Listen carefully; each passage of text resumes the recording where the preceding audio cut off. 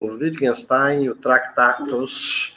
Então, passei uma vez lerem, e tinha ali as perguntas a se definir mundo, linguagem, forma lógica, o que é a teoria do atomismo lógico, e depois pensar qual a função da filosofia. Tá?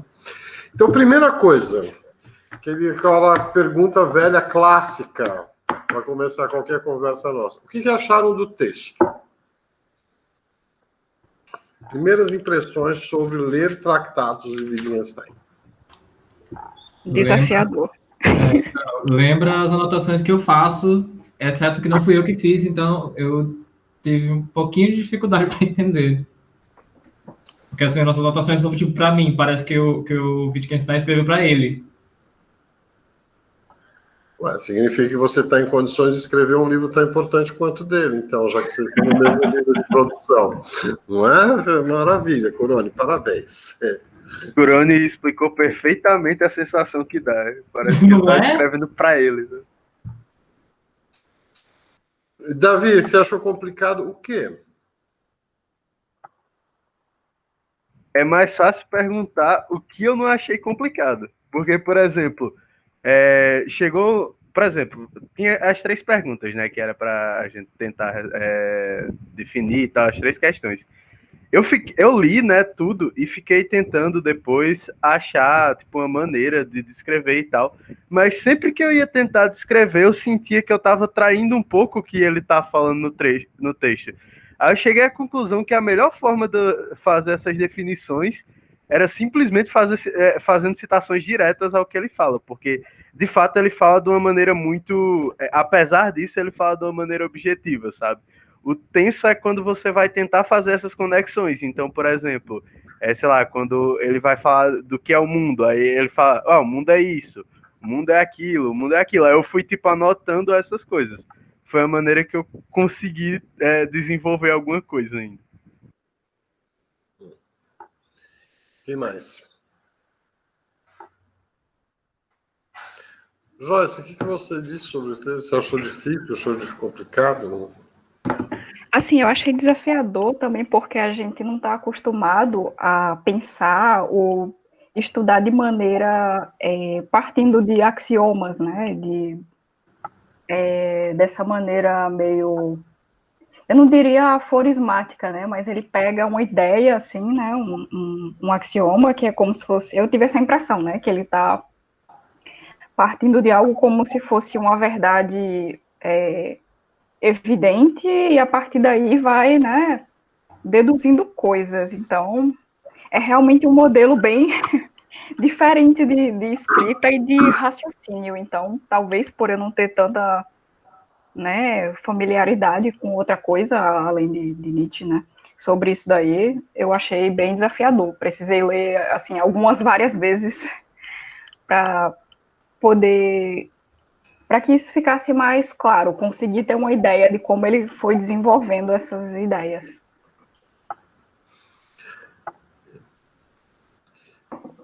A gente sabe que depois que os tratados começou a circular e as pessoas começaram a citar e usar, ele foi ficando incomodado porque ele dizia que as pessoas não entendiam o que ele tinha escrito. E aí, então, ele pegou um aluno dele, que era um rapaz que era aluno dele lá, que ele achava que era o melhor aluno dele, e resolveram escrever um livro, então, para ele explicando para o cara, ele explicava para o aluno o que ele queria dizer com o que estava escrito no tratado, para que o cara escrevesse isso numa linguagem que fosse compreensível para as outras pessoas. Né? Eles trabalharam um tempão nisso, e depois ele desistiu, porque ele dizia que o cara não conseguia entender as coisas que ele falava. É realmente bem... como alguém falou aqui, acho que foi o Davi, né? É como se o cara tivesse fazendo rascunhos e anotações, né? Como se ele tivesse escrito para ele mesmo, e coisas que estavam ali na cabeça dele e que, sei lá, e a gente teria que entender melhor esses pressupostos aí que ele tinha para poder compreender melhor, né? Já que nenhum aluno, o melhor aluno dele, conseguiu fazer isso de maneira clara, é porque realmente não é algo simples, né? Mas isso foi naquela época. Hoje a gente tem isso bem claro, assim, então. Vamos por partes. Vamos começar pela primeira pergunta. O que é o mundo? Quem é que se atreve?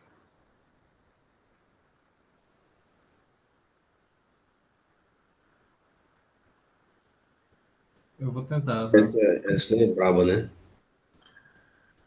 Peraí, Curano, deixa o Fidias tentar, então depois eu volto para você. Vai lá, Fidias. Não, você pode, se ele quiser, pode falar aí. Seguinte, ele define o mundo como tudo que é o caso, né?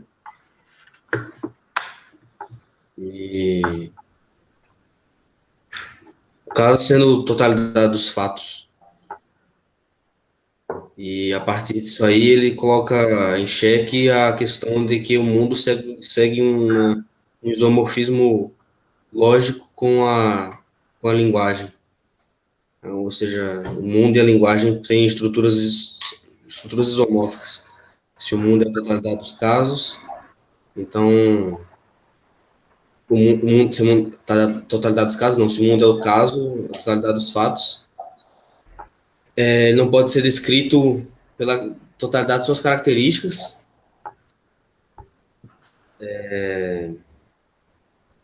porque elas se relacionam de forma diferente entre si.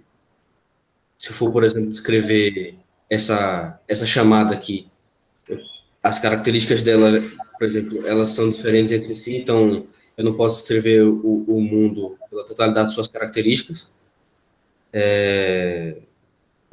Acho que a forma que eu consigo falar, basicamente, de um esboço é essa. Ok, Fidias. Curone. Eu ia nesse segmento mesmo, né? De mundo ser o que pode ser mostrado como fato, né? Não é... Eu acho interessante que foge um pouquinho dessa... não é mais uma questão tipo metafísica de dizer o que é o mundo, mas é o que é que você pode dizer que é o mundo. Então, o que é além do que pode ser dito. Então, não tem mundo além do que pode ser dito, é isso. Ele fala sobre combinação lógica de elementos irredutíveis. No caso, são os objetos. Por isso que é impossível você caracterizar o mundo pela totalidade das características, porque os objetos eles estão relacionados entre si de diferentes formas e são irredutíveis. Eu não consegui dar uma olhada, mas eu fiquei pensando se a fuga dele para essa totalidade assim, das características das coisas não seria justamente ele dizendo que o mundo está, na verdade, na ligação entre essas características, em vez de nas características. Fiquei pensando sobre isso, assim, não é bem uma resposta, é mais um questionamento, mas foi o que eu fiquei refletindo. Deixa eu só complementar antes de você falar Jaime, o que Ronald disse. Eu também tive uma sensação estranha que me remeteu um pouco ao que a gente tem estudado com o Frege, na real, de que com o Frege, eu lembro que você em algum ponto tinha dito algo sobre ter uma virada em que o significado da sentença, né, ela começa a ser pensada a sentença como a sentença no todo, não como o significado sendo a soma das referências de cada uma das coisas. A referência da sentença, ela tem que ser pensada no todo da sentença, né? Olha, veja bem. Então vamos tentar pensar a partir do contexto em que isso tudo está sendo produzido. Tá? Por que o Kant diz que a metafísica é impossível?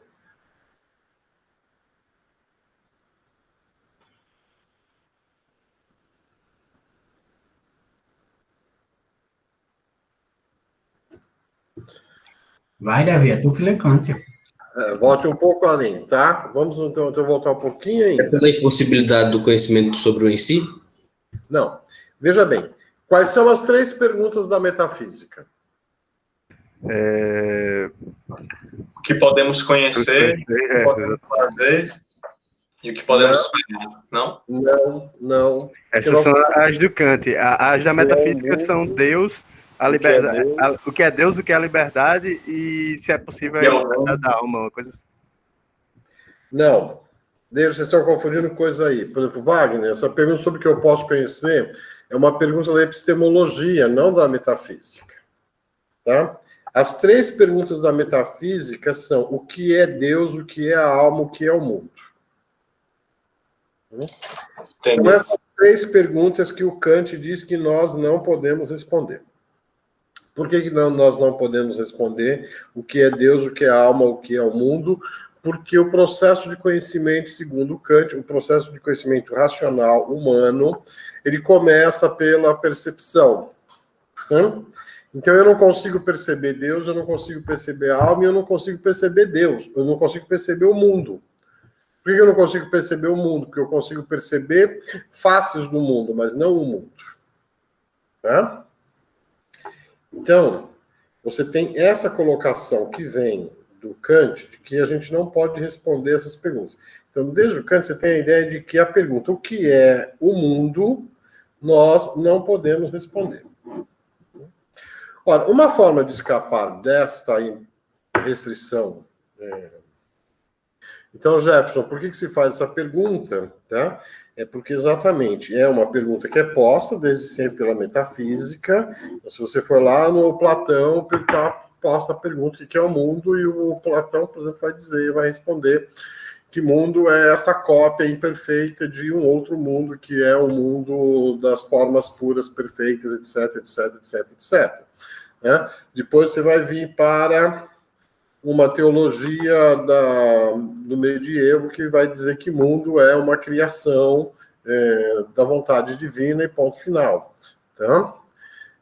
Depois você vai vir pelo racionalismo, você começa a tirar essa coisa do divino e trazer tudo para a responsabilidade do humano. Então surge a ideia de que o humano é capaz de responder as perguntas, então as perguntas que estão postas são, no campo da ética, o que é o justo, no campo da epistemologia, o que podemos conhecer, no campo da metafísica, essas perguntas. Né?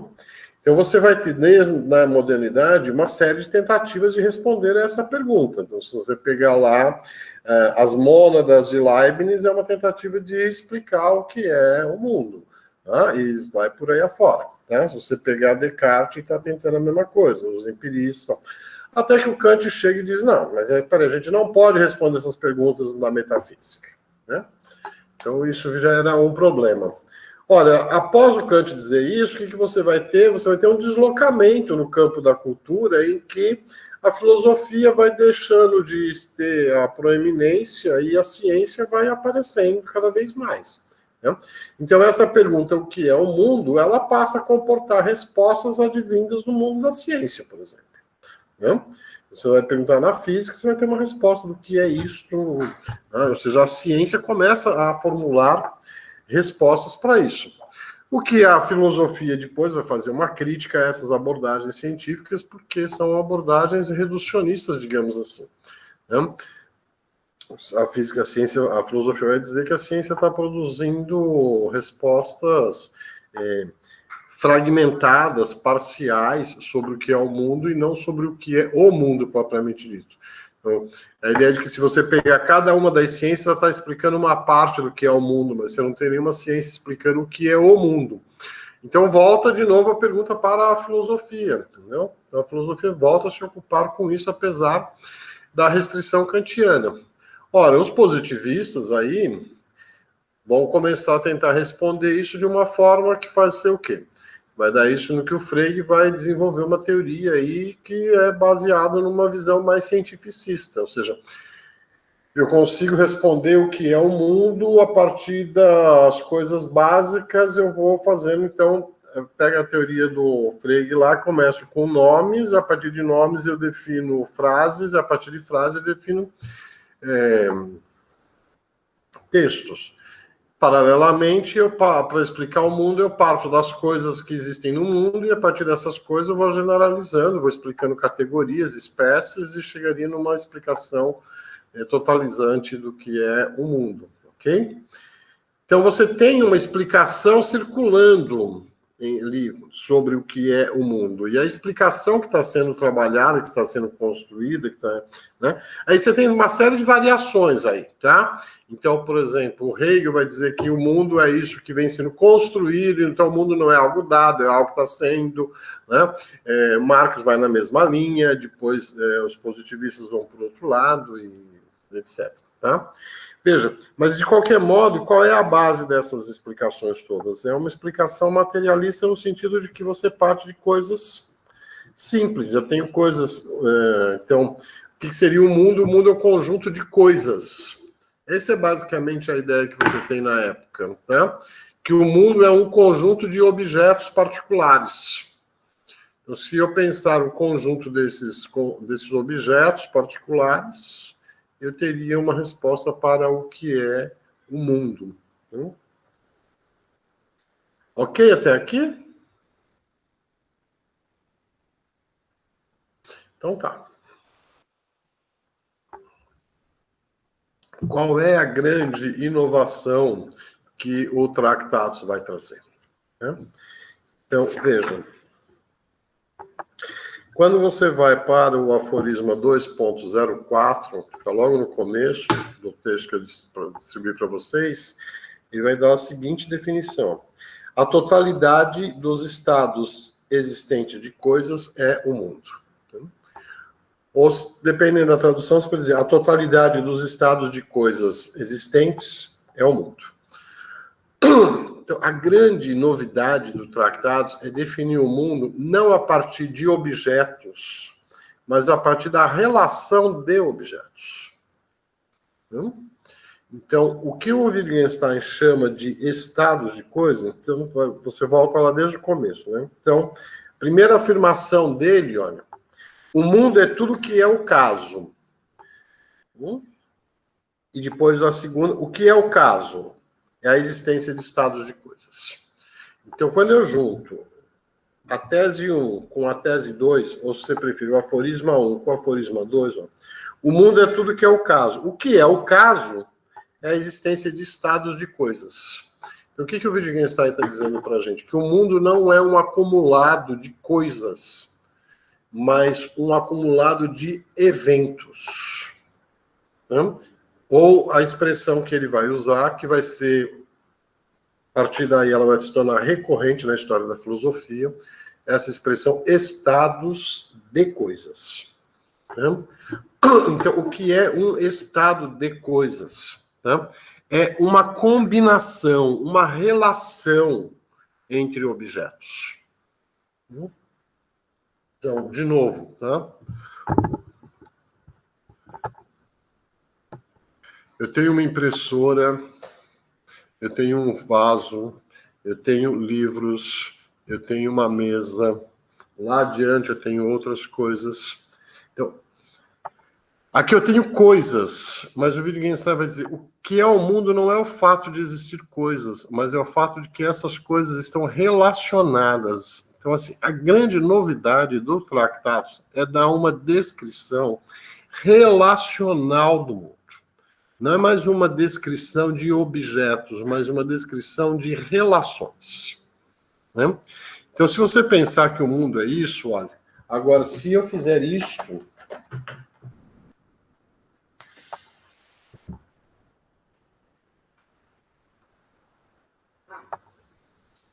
O que o Wittgenstein vai me dizer? Eu tenho os mesmos objetos que eu tinha antes, mas o mundo já não é mais o mesmo. O mundo aqui já sofreu uma alteração. Né? Olha, isso permite, inclusive, a gente entender a explicação hegeliana de que o mundo é um processo em construção, é um movimento. Então, o mundo não é, o mundo está sendo. Então, aquela tese hegeliana do ser sendo, né? Ou seja, nada está dado, tudo está em processo, continuamente em movimento. Né? Então, olha, se você pensar, tá? Então, substitui essa imagem aqui por um mapa mundi.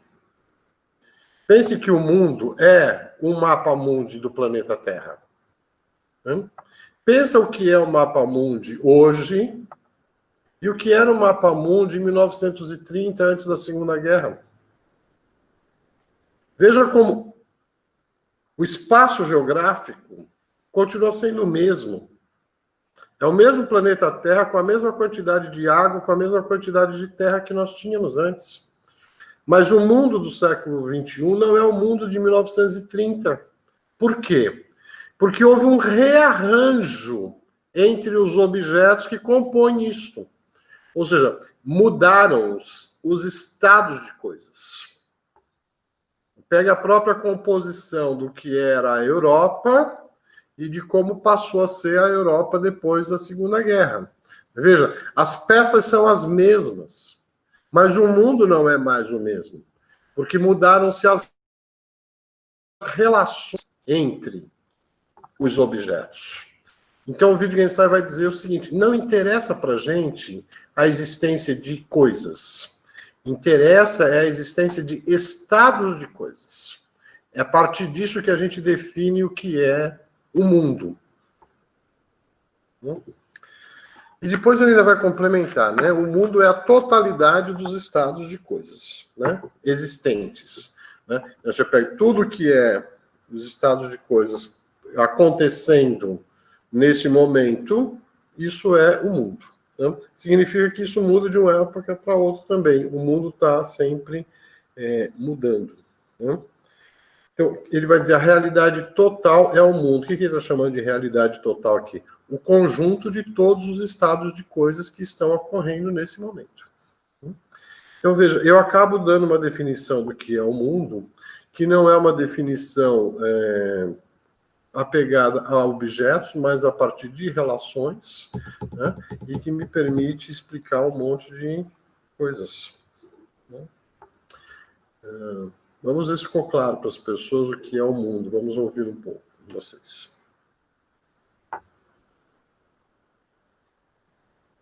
Jaime, por mim, tranquilo. Agora, o que sempre me aperta o dedo é a questão de que ele não compreendo a questão que ele define os objetos. Para mim, ainda é um pouco místico, porque os objetos dele que ele situa nos estados de coisa, né? Por exemplo, tem o aforismo aqui: no estado de coisa, os objetos se concatenam como os elos de uma corrente. Isso é perfeitamente compreensível, que é a realidade, né? A realidade que define o mundo.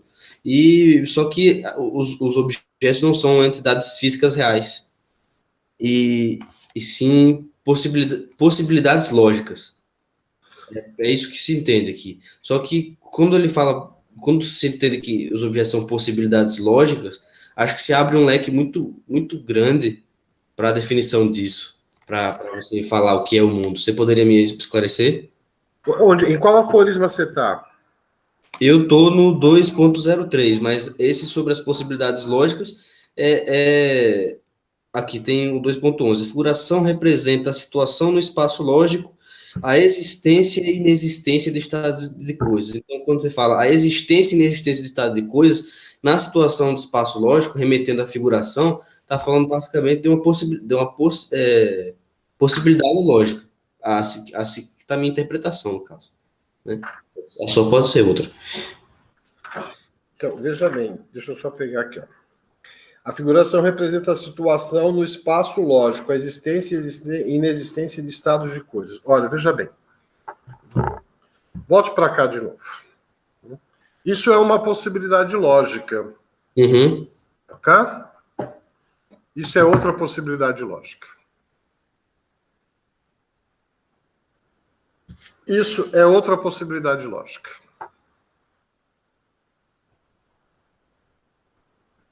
Então o conceito do objeto é estritamente relacional. É. Tá? Uhum. Então, por isso que ele vai focar o seguinte: eu não posso falar de objetos, eu posso falar apenas de estados de coisas. Porque um objeto em si não significa nada. Né?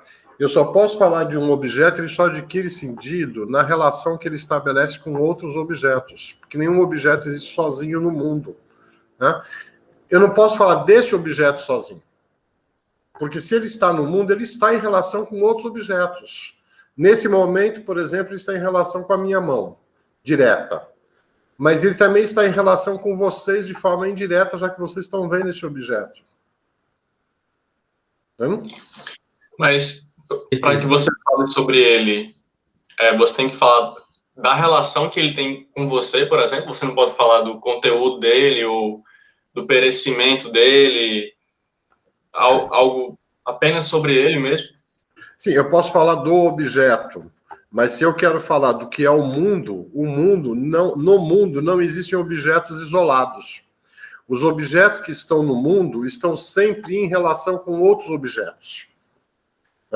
Então, se eu quero falar do mundo, eu não posso falar de um objeto isoladamente, eu tenho que falar das relações que existem entre os objetos. Que é isso que ele vai chamar de estados de coisas. Então, ele vai dizer assim, o mundo não é formado por objetos. O mundo é formado por estados de coisas. O que é um estado de coisa? É um evento que ocorre no mundo. O que é esse evento? É o fato de que vários objetos estão relacionados entre eles. Pense nisso em termos de linguagem. Pega uma frase. Eu pego a frase que os objetos correspondem na figuração, os elementos da figuração. Veja, o que essas palavras significam? Isso que a gente está tendo já desde o Frege. A ideia de que eu não posso pensar que uma frase é simplesmente a soma das palavras. Né? Porque assim, o modo como eu mexo com as palavras, o modo como eu disponho as palavras dentro da frase, muda a frase. Muda, inclusive, o significado das palavras. Então, veja assim, pense na frase. Silvestre estava vestindo uma camisa de manga amarela. Agora pense na frase, Silvestre estava comendo uma manga amarela. Veja, a palavra manga, ela mudou de significado. Por que ela mudou de significado? Porque em cada uma dessas frases, ela está relacionada com palavras diferentes. Então, eu pego a mesma palavra, quando eu relaciono ela com A, me dá um significado. Quando eu relaciono com B, dá outro significado. Então, quando eu faço isso daqui, olha, eu tenho um estado de coisas. Quando eu faço isso daqui, eu tenho outro estado de coisas. Os objetos são os mesmos. Então, o que o Wittgenstein está dizendo? O que está acontecendo, isso que a gente chama mundo, não é o fato de que existem coisas no mundo. Mas se eu quero entender o que é o mundo, eu tenho que entender que o mundo é um conjunto de acontecimentos. Esse acontecimento é diferente deste acontecimento aqui. Então, se eu pensar em termos políticos, pense no Getúlio Vargas. O mesmo cara em momentos diferentes, com projetos políticos completamente diferentes. Por quê? Porque é a mesma pessoa se relacionando com outras coisas de maneira diversa. Ora é o Getúlio Vargas democrata, ora é o Getúlio Vargas autoritário. O ditador e o pai dos pobres. O que mudou? É a mesma pessoa, mas mudou a forma como ele se relaciona com as pessoas e com as instituições. Isso cria uma outra interpretação sobre o que é o mundo. O Wittgenstein não está nesse ponto ainda, porque a gente ainda não tinha chegado nisso, mas pensa um pouco mais adiante, quando a gente desenvolver a física quântica e a gente tiver que trabalhar com a ideia de que uma partícula ela pode ser uma onda ou uma matéria, né? O fato de que na física quântica você descreve as coisas, uma mesma coisa pode ter duas descrições diferentes. Isso vai dar uma descrição completamente diferente do que é o mundo.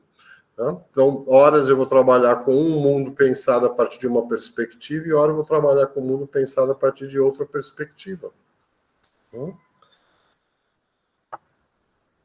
Então, veja bem, existe uma grande sacada do Wittgenstein aqui, que eu acho que, assim, o que as pessoas mais tiveram dificuldade para entender do que ele estava dizendo. Por isso que, assim, as pessoas tiveram muita dificuldade para entender o que ele estava falando. A chave de tudo, para mim, da confusão, está nisso que ele chama de forma lógica. Tá? Esses dois objetos estão dispostos segundo uma dada possibilidade. Tá? Existe uma relação entre esses dois objetos. Essa relação que existe entre esses dois objetos é a forma lógica. Se eu mudar para isso daqui, ó, isso é uma outra possibilidade de combinação desses objetos, que me dá um outro estado de coisas. Qual a diferença desse estado de coisa para esse estado de coisas? Os objetos são os mesmos. O que mudou é o modo como eles estão dispostos na relação. Isso que muda é o que o Wittgenstein chama de forma lógica. E qual é a grande sacada dele? A forma lógica não pode ser dita.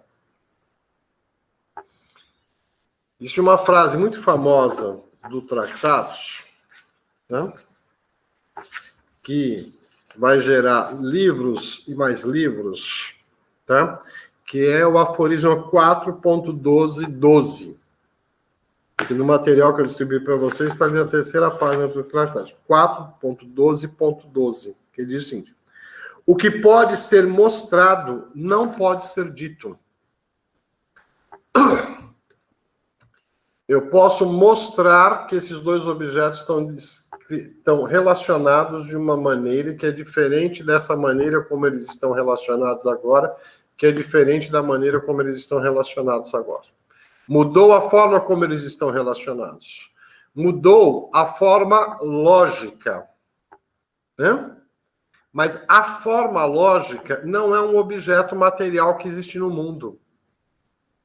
Se eu só posso falar das coisas empiricamente comprováveis, eu não posso falar sobre a forma lógica. Mas se eu não falar sobre a forma lógica, eu não entendo o que é o mundo.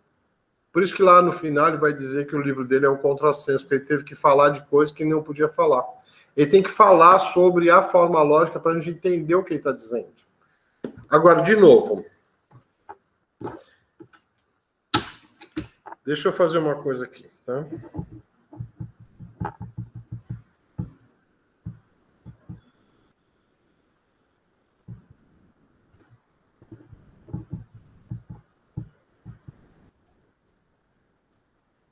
Ô, Jaime. Deixa eu só te mostrar isso daqui já para você, filhos. Olha isso daqui. A palavra azul acima. E na frase de baixo, a palavra azul abaixo. Veja bem. Eu tenho aqui a palavra a palavra azul. A palavra a palavra azul. Né? Existe uma relação entre essas palavras. Tá? Eu poderia inverter isso. Por exemplo, eu poderia escrever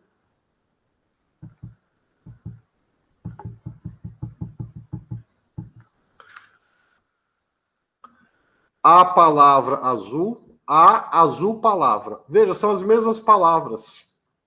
Mas percebe que o modo como elas estão relacionadas está diferente? Eu mudei o modo. É o que ele vai falar, jogos de linguagem, Jaime? Não. Jogos de linguagem vai aparecer depois. Jogos de linguagem vai aparecer depois. Aqui eu estou dizendo o seguinte, ó. Aqui eu relacionei essas três palavras de uma determinada forma. Aqui eu relacionei as mesmas palavras de uma outra forma. Então, Fídias, a possibilidade que ele fala ali no 2.11, veja, são diferentes possibilidades de concatenação das palavras. Se eu mudar a forma de relacionar as palavras, eu posso mudar completamente o significado das palavras. A mesma coisa está aqui, olha. quando eu posso relacionar esses objetos de uma forma e eu posso relacionar esses objetos de outra forma. São os mesmos objetos, mas mudou o modo de relacioná-los. Isso daqui é um estado de coisas. Isso daqui é outro estado de coisas. Isto daqui, a palavra azul é uma frase. Essa outra, a azul palavra, é outra frase. As palavras são as mesmas. O que mudou? Mudou o modo como eu organizo as palavras. Aqui são os mesmos objetos. O que mudou? O modo como eu organizo os objetos. Isto que existe, olha, o que mudou daqui para cá? A forma lógica. O que mudou daqui para cá? A forma lógica. Os objetos são os mesmos. As palavras são os mesmos. Os signos linguísticos são os mesmos. Mas o modo de arranjar isto mudou. E o Wittgenstein vai dizer o seguinte: a forma lógica é o que organiza o mundo. Só que ela não existe no mundo enquanto coisa material. Existe alguma coisa que gera a relação entre esses dois objetos. Mas isso não é uma coisa material. São fatos, né, que ele vai dizer? A relação entre esses dois objetos não é um objeto empírico. E isso não pode ser dito. Só pode ser mostrado. Então eu posso mostrar para você que aqui existe uma diferença em relação a isto. Mas um fenômeno. O que foi, Silvestre? Seria um fenômeno, então. Não, isso não seria um fenômeno. Isso é o que ele chama de estados de coisas. Isso é um estado de coisas, isso é outro estado de coisas. Um estado de coisas é uma combinação de objetos.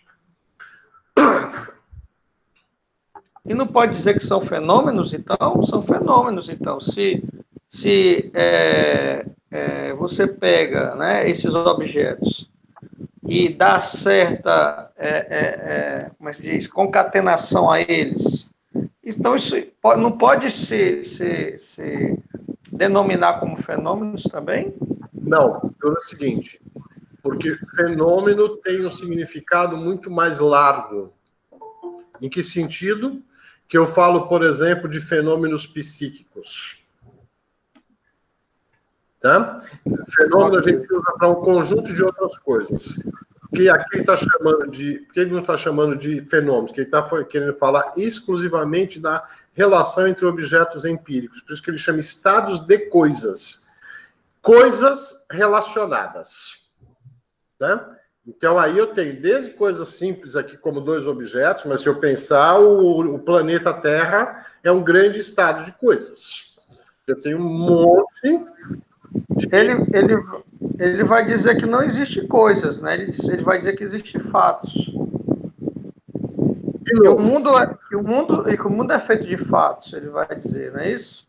Exatamente. De novo, assim, não é que as coisas não existem. As coisas existem, mas a gente não pode falar das coisas isoladamente. Eu só posso falar das coisas em relação com outras coisas. Eu só posso falar de um estado de coisa, eu só posso falar de um fato, de que as coisas estão relacionadas umas com as outras. É aí por isso que ele vai dizer que o mundo não é o conjunto das coisas, é o conjunto dos fatos, é o conjunto dos estados de coisas. Isso, é porque eu não usei a palavra metaforicamente, entendeu? Metaforicamente não existem as coisas, entendeu? Uhum. É a mesma coisa, veja bem, na mesma época você está tendo o desenvolvimento da fenomenologia, que ali está o conceito de mundo de vida que o Russell vai desenvolver, e o que os fenomenólogos vão dizer? Não existe mundo fora da consciência humana. Jaime, significa que a árvore não está lá? Não, a árvore está lá, mas isso que nós chamamos de árvore é aquilo que nós significamos com a palavra árvore, não é a árvore em si, entendeu? Então, segundo a fenomenologia, nós descrevemos o mundo, e então, o que nós humanos chamamos de mundo é aquilo que nós descrevemos como mundo. né? É óbvio que se nós desaparecêssemos do planeta, o mundo, as aves que estão aí vão continuar existindo. Mas isso que nós humanos chamamos de mundo desapareceria com a nossa morte. Né? Porque para nós, pegando de novo uma leitura fenomenológica, para nós, o mundo não é o estado puro das coisas. É o mundo tal como nós significamos. Então, assim, para dar um exemplo bem rasteiro, a água, para o animal, é simplesmente uma coisa que está ali na natureza, que ele vai lá e consome quando ele sente um instinto de sede. Para nós, a água é muito mais coisas. A água é calmaria, a água é tempestade, a água é bênção, a água é milhões de coisas, porque nós significamos as coisas de uma maneira. Então, nós construímos um mundo, que é isso que a fenomenologia vai dizer. O mundo é aquilo que está na nossa consciência. Né? Fora da nossa consciência não existe mundo. Né? Não existe o quê? Mundo no sentido humano do termo. Né? Nesse sentido, o Wittgenstein é muito fenomenólogo também. Né? Porque, só que numa pegada mais empirista, digamos assim. Tá? O mundo é o modo como nós capitalizamos as coisas. Foi isso que eu quis dizer, né? Tem até uma passagem no filme, né, que é interessante, quando ele está dando aquele seminário, né? E aí ele fala, né? Começa a explicar e ele diz em relação à questão da Terra, né? Que seria mais viável, né? A gente pensar que a Terra gira em torno do Sol. E aí o aluno, né? A pessoa que está lá, um dos que estavam assistindo, aí diz que compreendeu, né? Seria isso aí, ou seja, mesmo que a Terra gira em torno do Sol, que vem depois, né? Do geocentrismo, heliocentrismo, não é isso? Mesmo que ela girasse, antes, o que existia era o heliocentrismo. Só que ainda não estava condicionado, né, por nós, né, pelo ser humano. Né? O ser humano ele não tinha estabelecido o heliocentrismo. Não é isso? Seria essa mais ou menos isso aí, né? Então, veja bem. Olha, Silvestre, acho que ilustra melhor isso se você pensar na frase que a gente discutiu quando a gente discutiu a teoria das descrições do Russell, o exemplo da estrela da manhã e estrela da tarde. São duas maneiras de descrever o mesmo objeto, que é o planeta Vênus, tal como ele aparece de manhã e tal como ele aparece à tarde. Né? É o mesmo objeto, mas quando eu digo estrela da manhã, eu quero significar uma coisa, e quando eu digo estrela da tarde, eu quero significar outra coisa. Embora eu esteja falando do mesmo objeto, o fato de que ele aparece de manhã gera um estado de coisas. E quando ele aparece à tarde, ele gera um outro estado de coisas, embora seja o mesmo objeto. Tá? Então, nessa situação, você poderia dizer o seguinte, olha, né? Quando eu estou em casa com o meu filho, eu tenho um estado de coisas, um modo de ser no mundo. Mas quando eu estou não em relação com meu filho, mas eu estou na casa do meu pai, conversando com meu pai, o meu modo de ser no mundo mudou. Né? Veja, numa situação eu sou filho, na outra situação eu sou pai, mas eu sou a mesma pessoa. Né? Só que gerando dois estados de coisas diferentes, duas situações, dois estados diferentes. O referencial mesmo, mas foi isso que eu quis dizer. O que ele está querendo dizer é o seguinte, quando ele falou nessa questão da Terra ser mais viável, a Terra girar em torno do Sol, porque ainda não se tinha descoberto ainda o heliocentrismo, ou seja, estava sendo empregada uma linguagem aí, certo? Sem haver ainda o conhecimento científico. Por exemplo, o atomismo, né? O atomismo antigamente era uma verdade, concorda?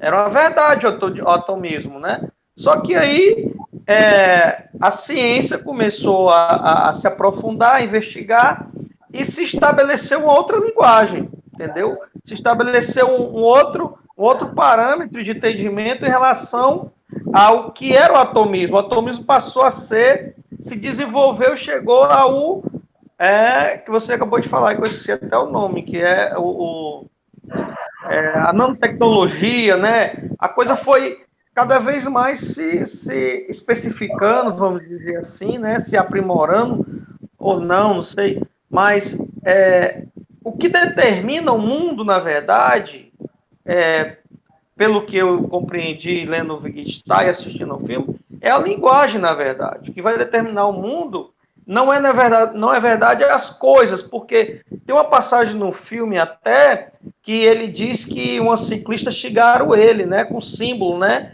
E ali ele passa a ver aquele símbolo, e aquele símbolo não tem significado nenhum, na verdade.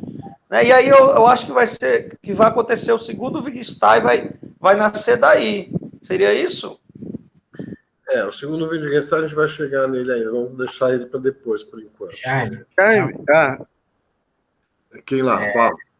é rápido, Davi, prometo. Se eu conseguir entender, então, o que Wittgenstein coloca, então, é que as coisas estão nas palavras e o mundo está na linguagem, consequentemente, nessa diferença entre as palavras, ou eu poderia colocar nesse deslizamento entre os significantes? Não. Veja bem, existe um problema aqui, tá? Que é um problema antigo que você tem. Linguagem, ela não é feita de coisas materiais. Ok? Linguagem é feita de símbolos. Tá? Mas o mundo é feito de coisas. Ok? Então existe um problema, gente. Como que uma coisa que é não material pode falar de alguma coisa que é material? Então, esse é um problema que vem lá desde o Platão, né? E que assim, foi resolvido parcialmente pelo Aristóteles, quando Aristóteles cria a teoria da verdade como correspondência. Então, o que o Aristóteles diz? Tá? A linguagem, ela figura a realidade. Né? Assim, eu posso usar da linguagem para falar o mundo, porque existe uma figuração do mundo na linguagem. Então, eu pego a palavra mesa, e a palavra mesa corresponde àquele objeto chamado mesa. Tá? Então, você tem uma teoria da referência, que está em Aristóteles, que é uma referência bem simplória. Tá? Então, pega lá a lógica aristotélica, isso dá uma teoria da figuração, dá uma teoria da semântica, dá uma teoria da predicação, uma referência, que é um modo bem simples. A ideia de que há uma correspondência entre a linguagem e a realidade. Tá? Aqui a realidade, está aqui a linguagem. Há uma correspondência. Essa é a teoria da verdade do Aristóteles. Tá? Dizer do ser que é verdadeiro.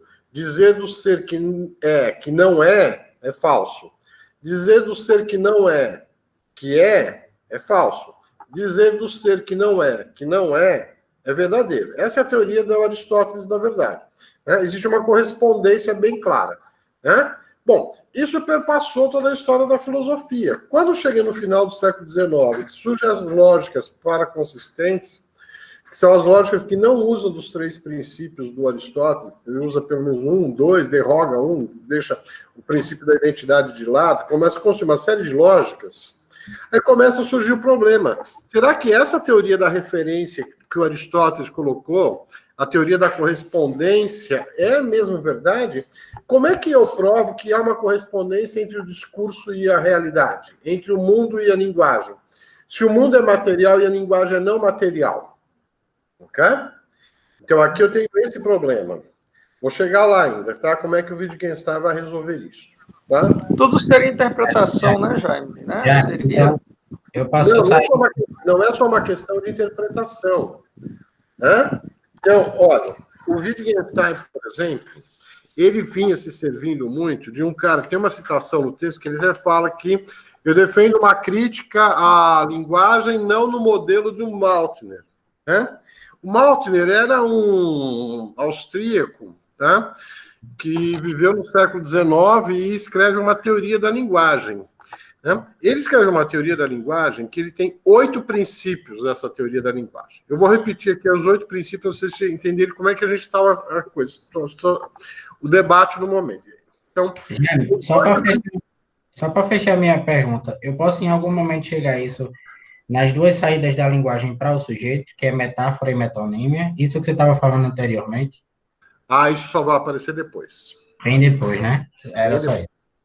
Tá? Bem depois que o problema da metáfora e metonímia vai aparecer depois. Tá? Mas veja bem, olha, o Martinet dizia o seguinte, olha, isso era um cara que estava tendo uma influência importante na época. Primeiro, pensar e falar constitui na mesma atividade. 2, linguagem e memória são sinônimos. 3, toda linguagem é metáfora. Ou seja, não existe nada sobre literal, ok? 4, não há absolutos. 5, o ego é contingente. Ele não existe separado da linguagem. 6, a comunicação entre os homens é impossível. 7, a única linguagem deveria ser uma linguagem simples.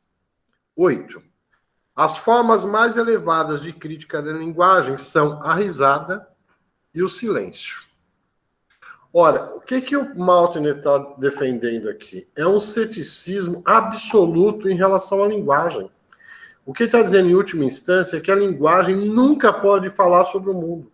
Então, essa ideia de que a linguagem é meramente metáfora é o fato de dizer que a linguagem não diz absolutamente nada sobre o mundo. Né? O Wittgenstein, ele se serve dessa crítica do Martinet, mas ele não assume esse ceticismo absoluto. Ele quer fazer uma crítica da linguagem, no sentido de dizer, a gente está usando a linguagem de maneira equivocada, mas ainda quero preservar a capacidade da linguagem de falar sobre o mundo. Né? Então, para eu explicar que a linguagem pode falar sobre o mundo, eu tenho que resolver esse problema.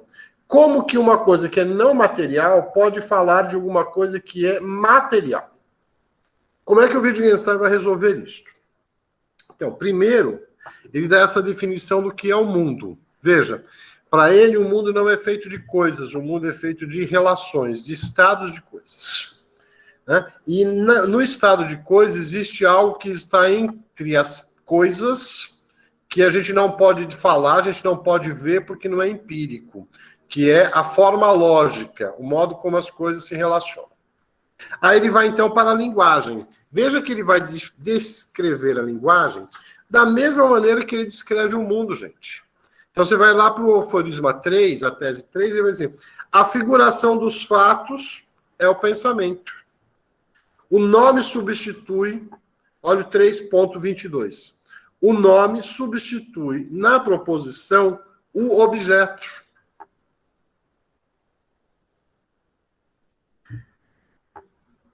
Depois ele vai dizer, lá no 4001, a totalidade das proposições é a linguagem. O que ele tinha dito lá no 2.04?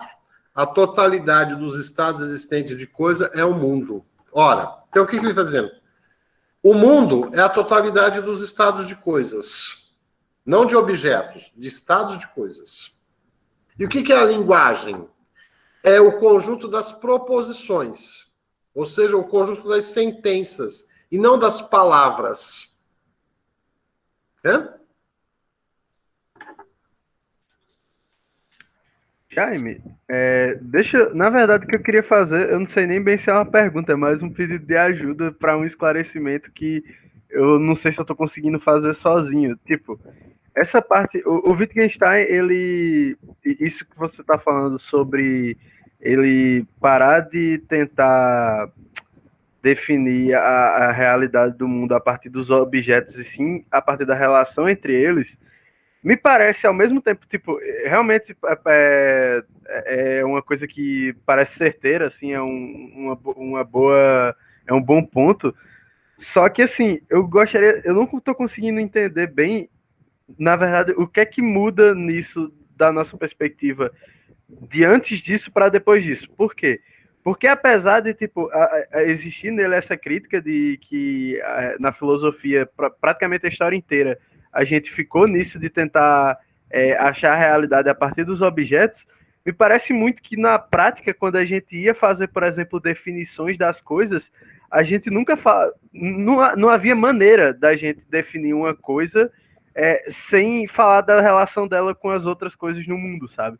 Porque, por exemplo, sei lá, como é que eu faço uma definição do que é um celular sem falar de outras coisas, sem falar das relações que o celular tem com as outras coisas no mundo. Por exemplo, sei lá, a questão da ligação, que eu posso ligar entre outros celulares. Como é que eu posso falar, por exemplo, de uma porta sem ser da relação da passagem entre...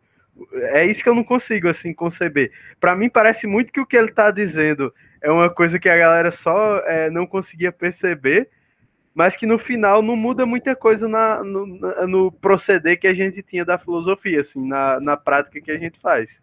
É mais uma mudança de horizonte, mas ao mesmo tempo não é bem uma mudança, é mais um esclarecimento de horizonte.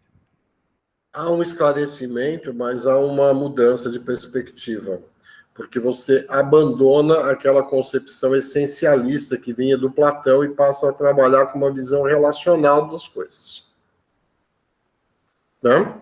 Então, aqui, de fato, você começa a abrir mão da metafísica no sentido de que você não precisa mais buscar definições.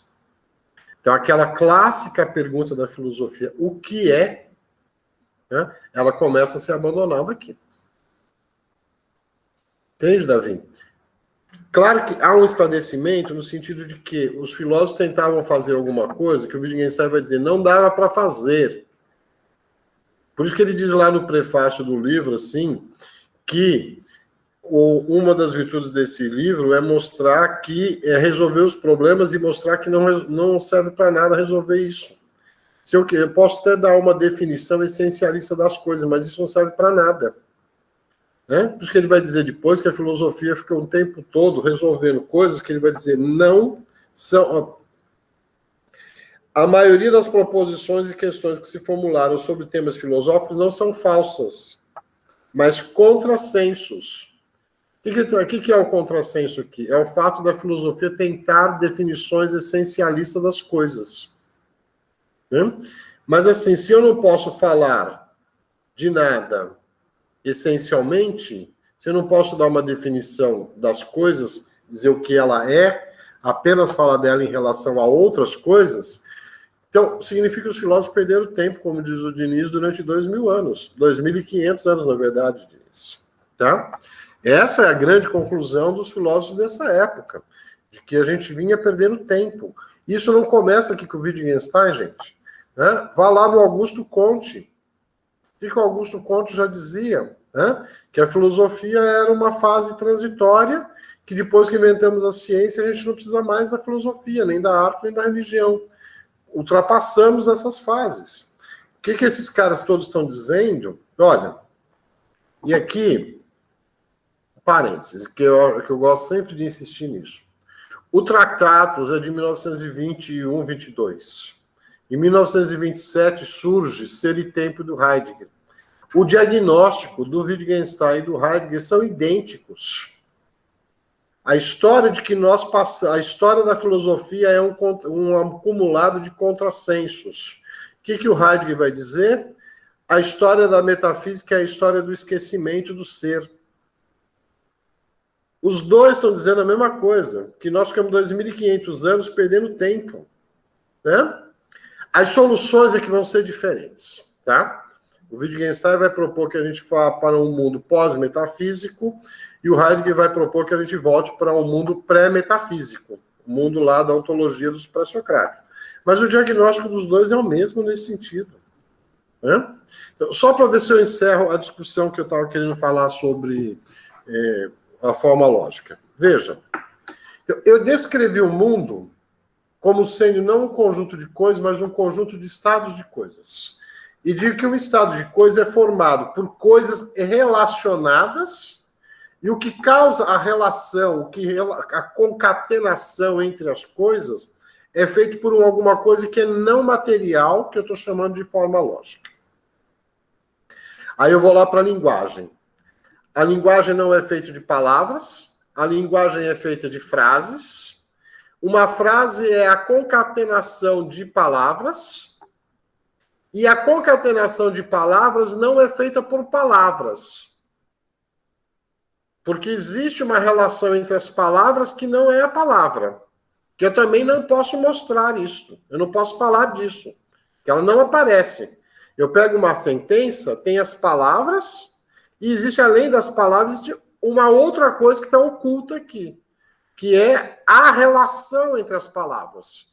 Que eu posso escrever a palavra azul e posso escrever a azul palavra. São as mesmas palavras. Mudou o modo como eu relaciono essas palavras. O que existe aqui entre as palavras? A forma lógica. Então, o que é a forma lógica? É a possibilidade de relações. No mundo, é a possibilidade de relacionar coisas. As possibilidades de relação de coisas.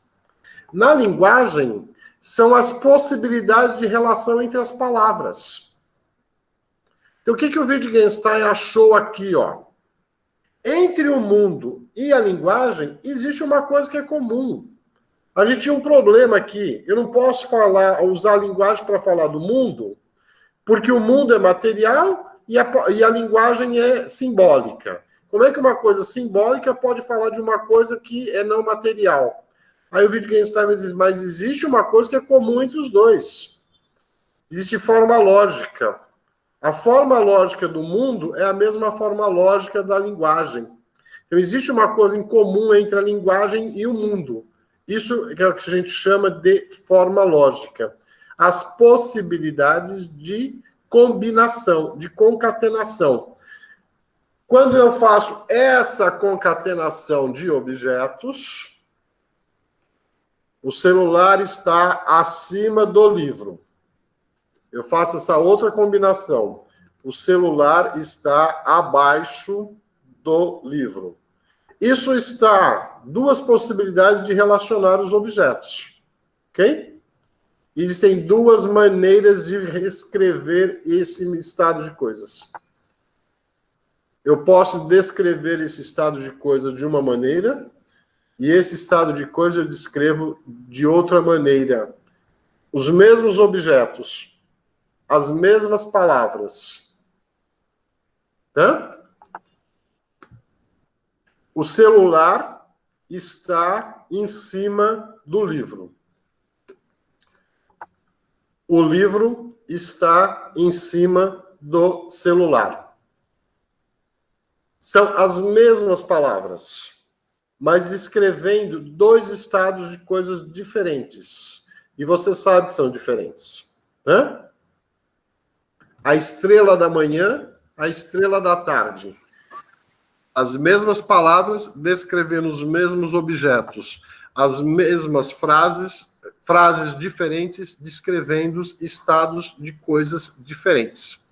Aqui o Wittgenstein fecha o círculo dele. Existe uma coisa que é comum entre a linguagem e o mundo. Isto é a forma lógica.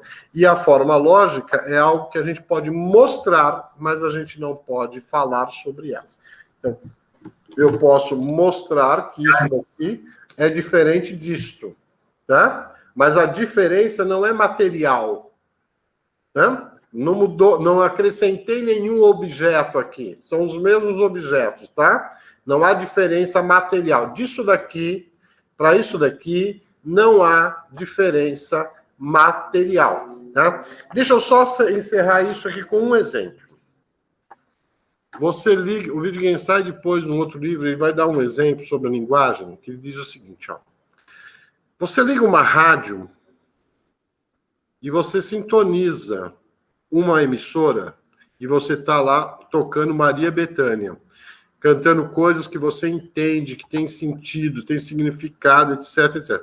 Aí você muda o dial e você para entre duas estações e você ouve som. Zzz. O que mudou de uma coisa para outra? Materialmente não mudou nada. São ondas sonoras do mesmo jeito. Né? A voz da Maria Bethânia emitindo som é materialmente igual ao ruído que está saindo do rádio. São ondas sonoras sendo propagadas no espaço. Quando eu digo assim, ó, isso que eu estou falando para vocês aqui, né? Ou se eu mudo e passo a falar let's go, baby, né? Veja, materialmente não mudou nada. São ondas sonoras sendo propagadas no espaço. Mas por que na voz da Maria Bethânia eu entendo coisas e no outro ruído não?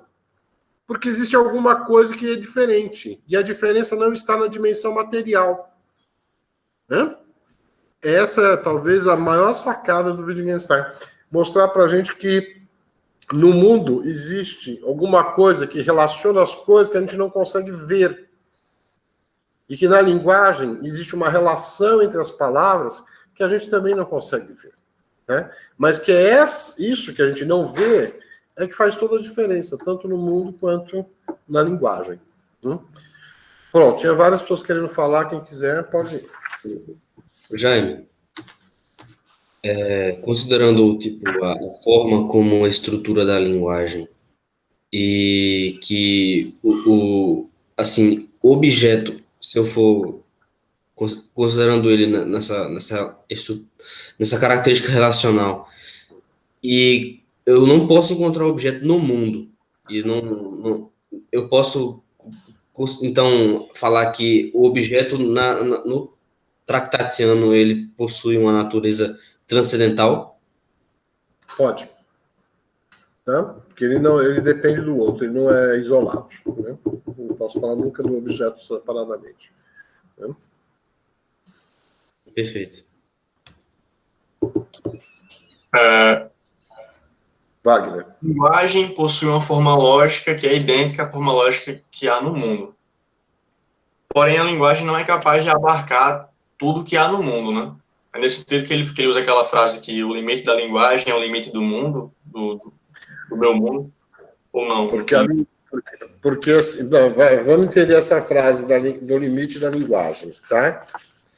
Os limites da minha linguagem significam os limites do meu mundo, né? O que ele quer dizer? Que eu só posso falar coisas significativas sobre o mundo empírico. Mas, veja bem, eu não posso falar sobre a forma lógica, porque a forma lógica não é empírica. Né? Eu posso falar sobre o livro, sobre o celular? Posso. Tá? Eu posso fazer ciência sobre o livro e o celular. Eu posso fazer filosofia sobre o livro e o celular. Né? Mas eu posso falar sobre o bem? Eu posso falar sobre o belo? Eu posso falar sobre a dor? Sobre o amor? Posso. No dia a dia nós falamos sobre isso. Agora, eu posso fazer filosofia sobre isso? Não posso. Eu posso fazer ciência sobre isso? Não posso. Tá? Então, o mundo tem uma limitação. O mundo empírico é que eu estou pensando. Tá? Existe um limite no mundo. Existe um mundo empírico, a gente fala sobre isso. E a gente fala sobre um monte de coisas que não estão no mundo. São as coisas do inefável. Tá? Então, os limites da minha linguagem são os limites do meu mundo nesse sentido. Qual linguagem aqui que tem um limite? A linguagem científica, a linguagem filosófica. Eu só posso fazer filosofia, só posso fazer ciência, eu só posso usar a linguagem filosófica e cientificamente para falar das coisas que existem empiricamente no mundo. Tudo o resto, a gente pode locubrar, a gente pode fazer poesia, a gente pode fazer canções, a gente pode fazer um monte de coisa. Mas a gente não pode fazer nem filosofia, nem ciência sobre essas coisas. Esse é o limite. Né? Porque, veja, aqui o Wittgenstein está sendo bem coerente. Eu não posso falar sobre a forma lógica, porque a forma lógica não existe empiricamente. Então, se eu pus essa restrição de que eu não posso falar de coisas que não existem empiricamente, eu tenho que ser radical nisso. Então, por isso que ele vai dizer que a ética é impossível. Que a ética tenta falar de coisas que são não materiais. Tá? A estética é impossível, porque a estética tenta falar de coisas que são não materiais. Tá? Então ele vai dizer isso tudo a gente não deveria fazer. Por isso que ele vai dizer que a filosofia é uma história de contrassenso. E o que a filosofia fez? A filosofia ficou o tempo todo falando de coisas sobre as quais ela não podia falar. Então, se você pegar lá atrás, quando começa a história da arqué, o que você está procurando? Uma coisa que não existe no mundo. Né? Por isso que o Heidegger vai dizer, tudo bem os primeiros filósofos, que eles estavam falando de uma arqué, que era uma coisa material, empírica. Quando Pitágoras começa a abstrair isso, que depois vai dar naquela história de que o arqué é o ser, aí desandou de vez. Tá? O Nietzsche vai primeiro ali abrir a porta para a gente perceber isso. Quando a gente começou a falar disso, a gente se perdeu. Né? Que a gente vai dizer, inclusive a gente abriu a porta para que o cristianismo e o judaísmo tomassem conta. Né? Porque se a gente admite ficar falando sobre essas elucubrações, você pega lá a Bíblia e ela está fazendo um monte de elucubrações. Como a gente já está acostumado, desde Pitágoras, a ficar admitindo perder tempo com elucubrações, agora vai perder tempo com essas elucubrações bíblicas. Né? E aí que vai dar nessa mixórdia toda aí que esses contemporâneos vão dizer que a gente ficou perdendo tempo. Na linguagem do Heidegger é o esquecimento do ser. Na linguagem do Wittgenstein são os contrassensos produzidos na história da filosofia. E na linguagem nietzschiana, a construção de um homem frágil, subalterno, que diz amém para qualquer besteira. Né?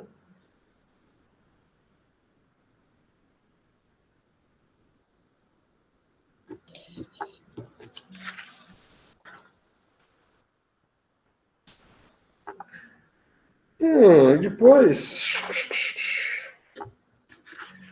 só para encerrar isso, tá, gente? Né? Qual é o papel da filosofia nessa história, então? Né? Eu acho fantástico isso, sabe?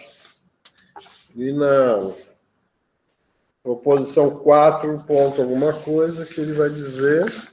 Né?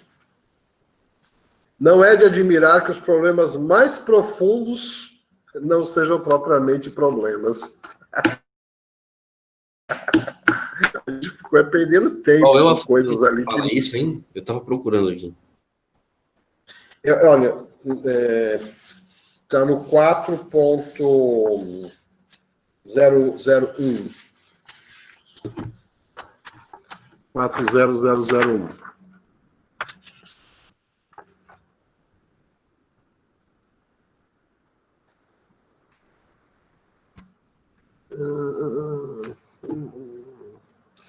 Não é de admirar que linguagem corrente, a maioria das proposições 4003. É no 4003.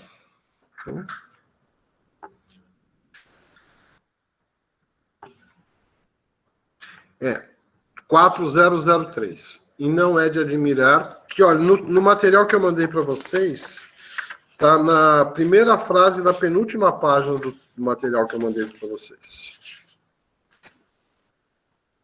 E não é de admirar que os problemas mais profundos não sejam propriamente problemas.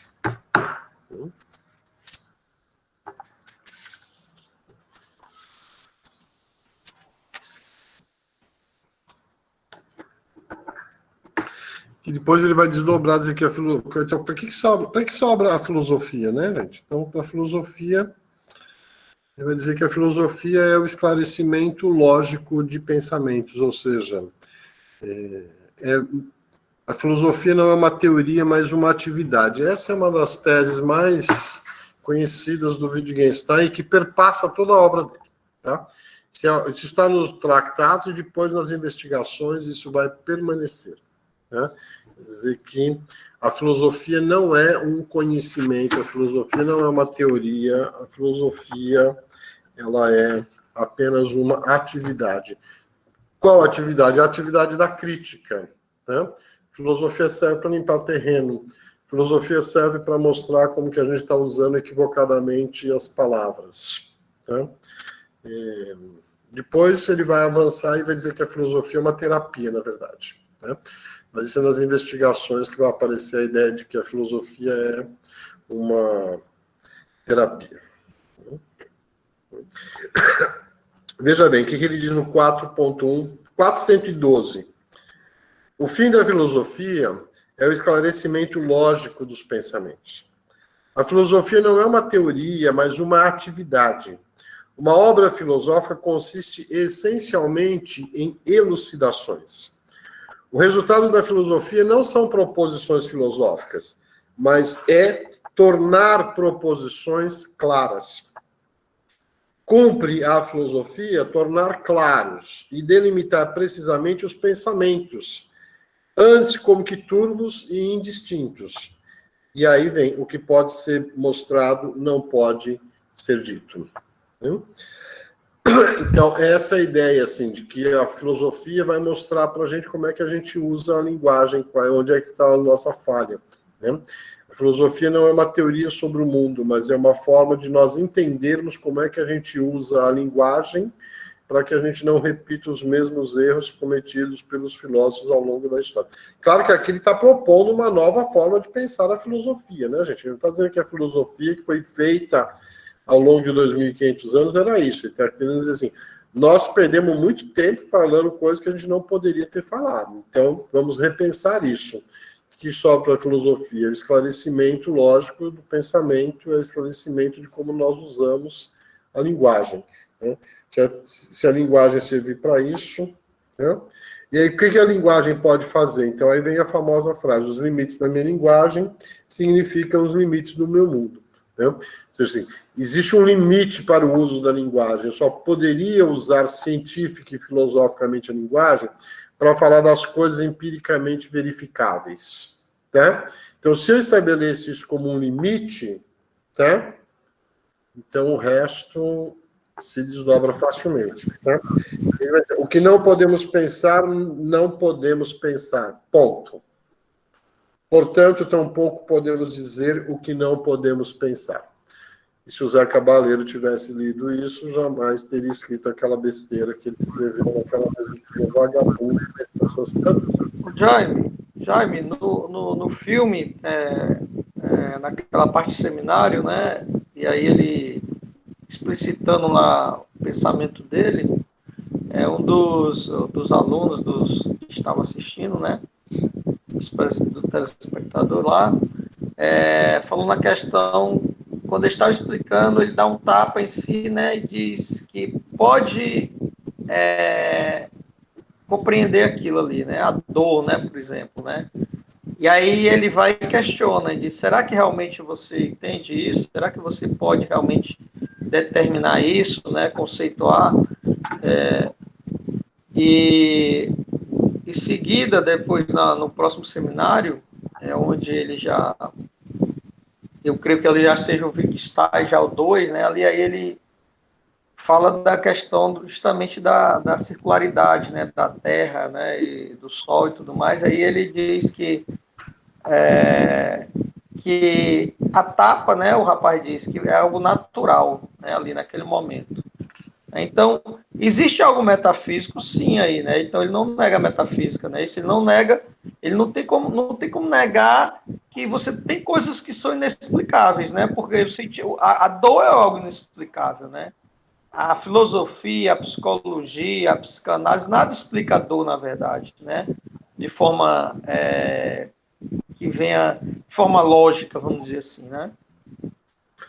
Exatamente, mas aí, assim, é a descoberta que ele vai fazer depois, né? Porque, assim, ao tentar escrever uma coisa contra a visão essencialista do mundo, né?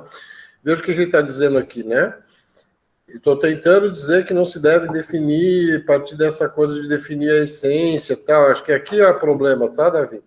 Que, assim, a gente fazia isso e não percebia, tal, né? Ele comete o mesmo erro, entendeu? Porque ele está tentando dizer que não devemos escrever sobre a essência, e ele acaba escrevendo sobre a essência da linguagem, sobre a essência do mundo. Então, é uma obra, o Tratados, embora pretendesse ser uma obra antimetafísica, acaba sendo uma obra super metafísica. Isso aí, na verdade, Jaime, era até uma pergunta que eu estava me coçando para fazer agora, e que o Fidias até falou agora no chat, porque assim, deixa eu achar aqui o trecho precisamente, esse 6.41. O sentido do mundo deve estar fora dele. No mundo tudo é como é, e tudo acontece como acontece, não há nele nenhum valor, e se houvesse não teria nenhum valor. Mas ele fala antes que o sentido do mundo está fora dele. Aí eu fiquei pensando, por exemplo, quando você falou que a gente parou de ter uma visão essencialista do mundo. Mas assim, até que ponto não é, na verdade, uma transferência do essencialismo do objeto para essas relações que você falou que ele substitui? E assim, ele fala, não está no mundo, ok, mas não é bem uma quebra com o essencialismo totalmente. Não, pelo contrário, é uma tentativa, né? Ele quer acabar com o essencialismo, mas ele não consegue. E eu acho que é aí que está o problema. Por que vai ser tão difícil na época as pessoas entenderem o livro?